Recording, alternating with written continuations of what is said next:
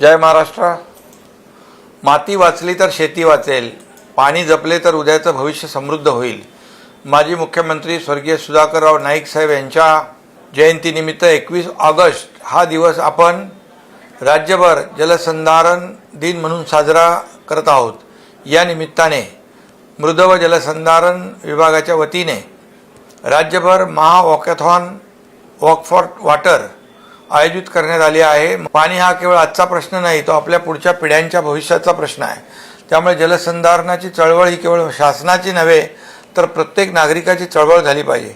15 ते 19 ऑगस्ट दरम्यान माती आणि जलसंधारण या विषयावरील रील चॅलेंज स्पर्धेचे आयोजन करण्यात आलेले आहे। मोठ्या संख्येने या उपक्रमात सहभागी व्हा। जाहिरातीतील QR कोड स्कॅन करा, आपली नाव नोंदणी करा आणि शासनाने ठेवलेली आकर्षक बक्षिसे जिंका। चला आज एक संकल्प करूया, पाणी अडवूया, पाणी जिरवूया आणि जलसमृद्ध, हरित आणि समृद्ध महाराष्ट्र घडूया। धन्यवाद। जय हिंद, जय महाराष्ट्र।